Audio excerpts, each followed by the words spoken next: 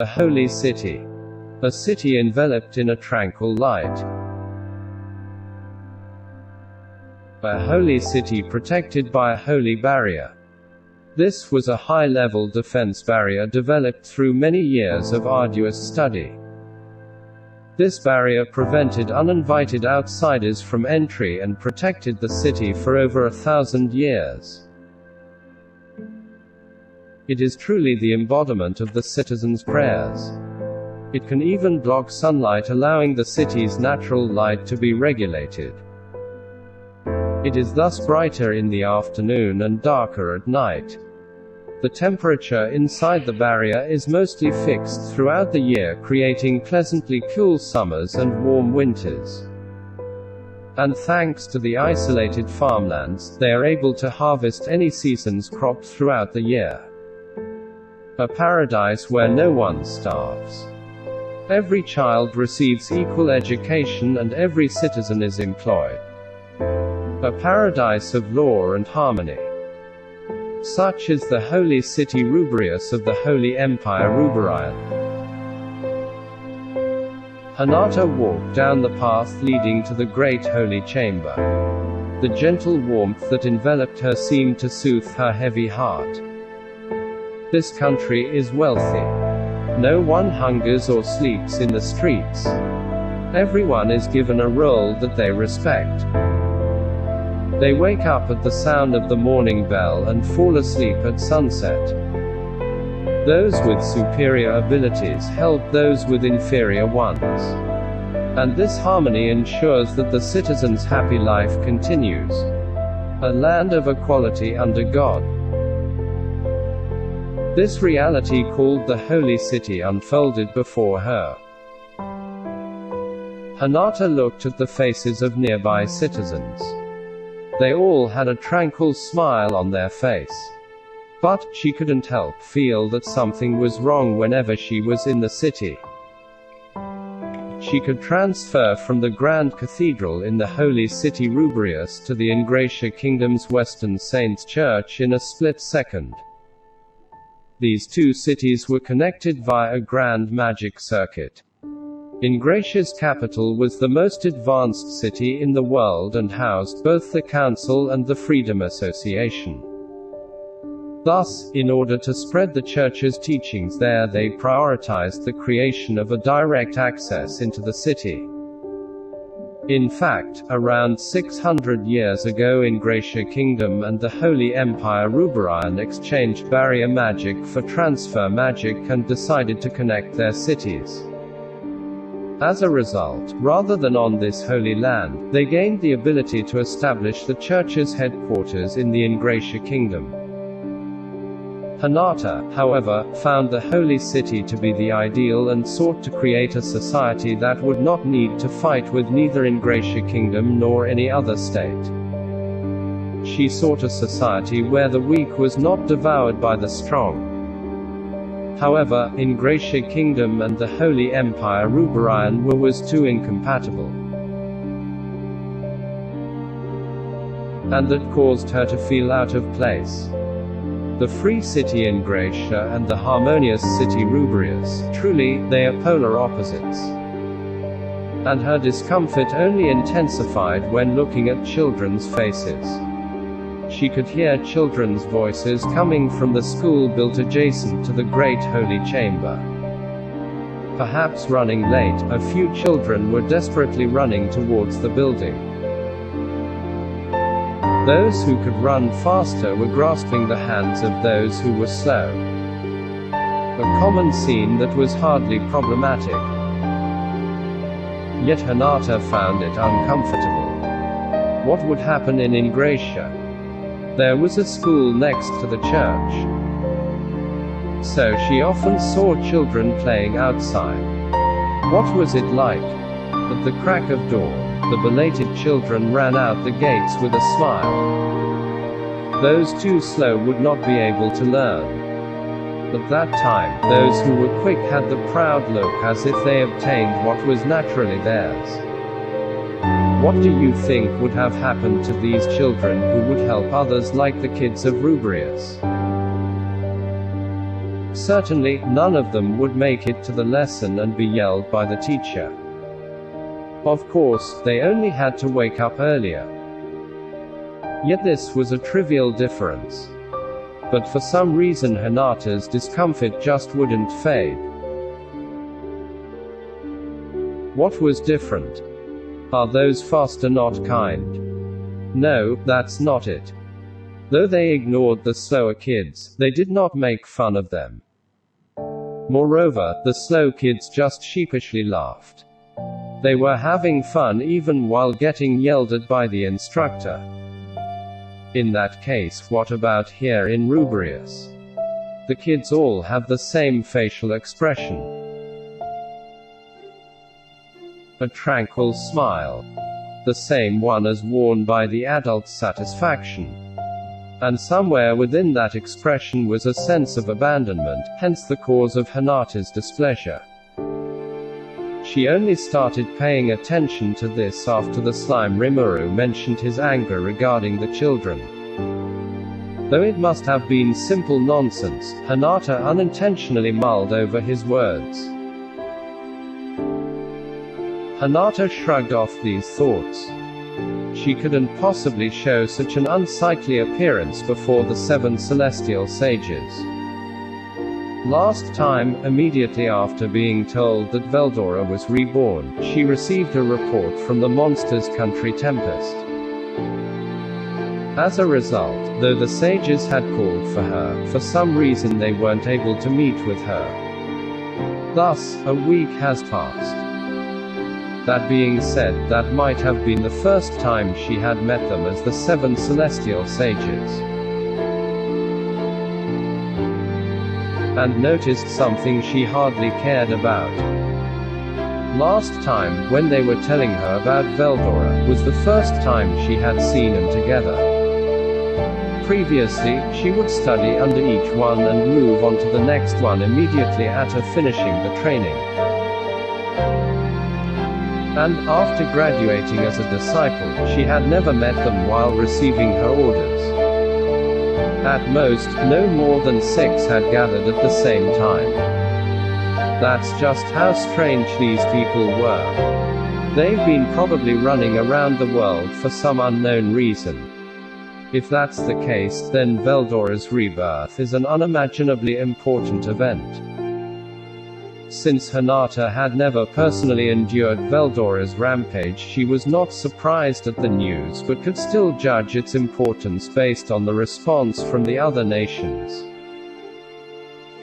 So she was probably right in delaying the trip to Tempest. But she couldn't just ignore a demon lord who was reigning so close to humans. And the presence of dangerous monsters only underlined the urgent need to subjugate them all. But was this fellow Japanese who reincarnated as a monster truly a hindrance that needed to be removed? According to their creed, he was undoubtedly a wicked demon. So why does she feel so lost? Moreover, I see, I feel lost, ha. Hinata was self-reflecting. Feeling uncertain was unlike her. Thus mocking herself she hardened her heart. Right, even she could feel lost. She lived in order to create an equal world without struggle. A world where children abandoned by their parents could live happily. Perhaps that was an idealistic and impractical goal. But for Hinata, who was about to resign herself to this fact, the church appeared the embodiment of that ideal. Since then, Hinata would never doubt the church's creed and systematically work to propagate it. Unlike her mother who clung to religion, she was at a position where she protected the creed. And that was the source of Hinata's confidence. Though she didn't believe in God, she would recognize it as long as it was of use. Achieving one's goal was more important. Thus, she had never faltered since joining the Western Saints Church. And now, for the first time ever, a conflict arose between her thoughts and the church's teachings. So she decided to seek advice from her instructors. Satisfied with this decision, she found herself standing in front of the great holy chamber's doors. Without faltering, she opened the door and entered. Ahead sat her instructors, the 7 celestial sages. Upon passing through inner chamber, she felt the air change. She was now inside the Empire's absolute defense barrier. This area was isolated from the outside by a barrier that would prevent anyone not invited from entering. Hinata proceeded forward in confidence. The path led along the mountain towards an estate. That's where she would meet her instructors. When Hinata arrived, 4 of them were already seated. 4 among the 7 celestial sages. I apologize for the delay. I am truly grateful for meeting with me in spite of your busy schedules. Hinata greeted them. She lifted her eyes to see the 4 calmly nodding. Their faces hidden behind a mask, she couldn't read their expressions. Relax. No need to sit so formally. Thanks for coming, Hinata. Are you here about Veldora countermeasures? What a dejected face. That dragon is a natural disaster. Not something we humans can oppose. Is something worrying you?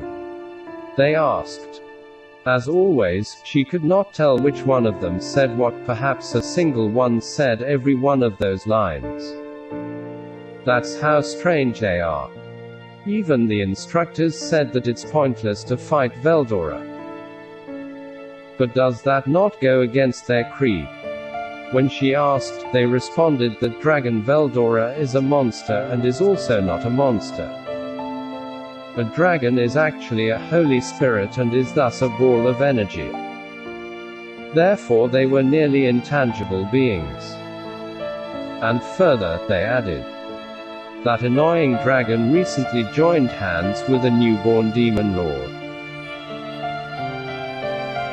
Right. That demon lord massacred Farmer's army. Never thought a single being was capable of such a feat. An evil dragon and a demon lord joined hands. If we don't proceed carefully, humanity will fall. Presently, they weren't in a state where they could offer resistance. But that was not something they could permit. They couldn't simply consent to an enemy's rampage just because they were strong. Hinata lifted her head and looked them in the eyes. And, pardon this interruption, but I will not run away. Whether a dragon or a demon lord, I shall bring home victory. She declared. She couldn't forgive herself for thinking that just because the demon lord was a compatriot she could speak to him once. Perhaps they insisted that we couldn't handle them out of fear for the demon lord. Human hearts are weak. Judgment is often clouded by fear. Moreover, she found it ridiculous to permit a rampaging being to continue existing. They should immediately destroy him. Don't be conceited, Hinata. Normal attacks will not hurt that evil dragon. Even a hero could only seal him. Your attacks could hardly cause it much damage. Angering the opponent would lead to further problems. Do you still insist on trying to defeat him? But Hinata would not waver. If he needed to be defeated, then she would defeat him. I have come with a request today. She replied to their questions. Honestly, she had wanted to seek advice on how to treat her compatriot who was reborn as a monster, but listening to the report that he joined hands with Veldora and massacred Farmer's army caused her to reconsider. As she thought, humans and monsters cannot coexist. They need to be destroyed before they produce further casualties. Her heart free of worry, she felt at peace. And she continued quietly. I have come seeking permission to use the spiritual weapon. She quietly waited for their reply. The sage's movements stopped and the room was filled with silence. Suddenly, boisterous laughter filled the room. Foo foo foo, fur ha ha. Exclamation mark. Exclamation mark. Hinata did no move. She silently waited for their response. She's serious. Very well, we have witnessed your resolve. Perhaps you can defeat him. I'll permit it, this generation's hero, Hinata. We will permit you to use the spiritual weapon. Spiritual weapon. That was a weapon reserved only for heroes and developed in secret by the church as an anti-monster weapon. As an anti-monster weapon, it could only be used by someone loved by the spirits, a hero. Hinata is loved by the Holy Spirits. But, having never sought this ultimate weapon, she hadn't called herself a hero. Her abilities overwhelmed her enemies so much that she hardly had need for the spiritual weapons. But not this time. For Hinata, a hero was something that her original instructor Izuwa Shise spoke of. A being which was both overwhelmingly strong and overwhelmingly kind. A being which could make people's wishes come true. Hinata understood. She, whose face wore a cruel expression, could not become an instrument to fulfill other humans' hopes. But this time she decided. She could not permit the existence of monsters. Perhaps she could not become the people's hero or grant their wishes, but she could become a sword that would destroy anyone that could do them harm. Even if that was a mistake, she could not allow monsters who would slaughter people without reason to continue existing. Thus, Hinata called herself a hero. And she drew a large sword. One that was larger than she was used to. It was so heavy that a grown man probably couldn't swing it around. Swinging it as a human would only harm oneself. Even a professional weightlifter would not be able to lift this sword. As someone who favored the rapier, Hinata's muscles were not overly developed. Hinata fought by beating her opponent's speed. No matter how specialized this weapon was for fighting monsters, it simply did not suit her. But with no hesitation, she approached the sword and lifted it with one hand. With a carefree look on her face, she glanced over the sword. She could easily swing the tip at the speed of sound and wield the sword as if it was her own body. Her movements resembled a sword dance. No problems. But this was not due to her strength, perhaps a giant could wield it with strength alone. Hinata was simply using weight manipulation and inertia manipulation at the same time. So this hefty weapon weighed absolutely nothing to her. And if she increased the weight the moment it made contact with her enemy, she could land a devastating blow. Furthermore, no matter how fast her opponent, as long as she nullified their inertia, she could deflect their blow. Thanks to her flexible swordsmanship and these skills, Hinata boasted invincibility. The extra skills included in her unique skill Usurper were perfectly managed by the unique skill Mathematician. That was her strength's secret. Not because of the spiritual weapon. The sword was the product of many years of the Celestial Sage's research on developing a weapon to counter Veldora. And Hinata has long ago acquired it. She did not need the sage's permission to wear it, she was herself rejecting it. She convinced herself to only use it when permitted by the sages. And they permitted it. Hinata released her limiter and returned to her true form. A thin membrane covered her body, transforming into armor.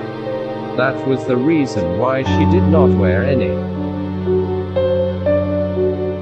That is, she was always wearing it. That was the hallowed equipment, Saint Armor, Holy Mail.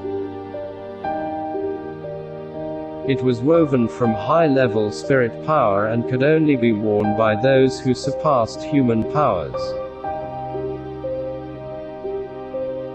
Thus transformed, clad in holy mail, she had the appearance of a true hero. Clad in the strongest holy armor, with the strongest anti-monster weapon in hand, she set off.